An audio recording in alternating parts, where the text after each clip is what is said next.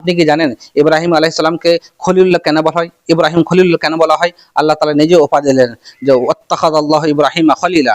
আল্লাহ তাআলা ইব্রাহিমের সঙ্গে অন্তরঙ্গ বন্ধু রূপে গ্রহণ করেছিলেন। সূরা নিসা আয়াত নম্বর 125।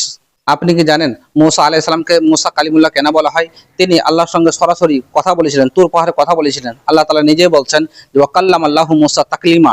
আল্লাহ তাআলা মুসা আলাইহিস সালামের সঙ্গে সরাসরি কথা বলেছিলেন। সূরা নিসা আয়াত নম্বর 164। আপনি কি জানেন উমর রাদিয়াল্লাহুকে উমর ফারুক কেন বলা হয়? তিনি সত্য এবং মিথ্যার মধ্যে পার্থক্যকারী ছিলেন, ন্যায় অন্যায় প্রতিবাদ করতেন, সেই জন্য তাকে উমর ফারুক বলা হয়। আপনি কি জানেন যে আবু বকরকে কেন সিদ্দিক বলা হয়? আল্লাহ রাসূল সাল্লাল্লাহু আলাইহি ওয়াসাল্লাম মিরাজ ৭ আসমান ভ্রমণ করেছিলেন, সিদরাতুল মুনতাহা বাইতুল মুকাদ্দাস ঘুরে এসেছিলেন। সেই জন্য নবী কথাকে সত্য বলে দাবি বিশ্বাস করে নিয়েছিলেন, সেই জন্য তাকে সিদ্দিক উপাধি দিয়েছিলেন। আপনি কি জানেন ওসমানকে ওসমান গনি কেন বলা হয়? আল্লাহ তাআলা তাকে প্রচুর ধন সম্পদ দিয়েছিলেন এবং সেই ধন সম্পদ আল্লাহর পথে ব্যয় করেছিলেন, দানশীল ছিলেন, প্রচুর পরিমাণ দান করতেন, সেজন্য তাকে ওসমান গনি বলতেন।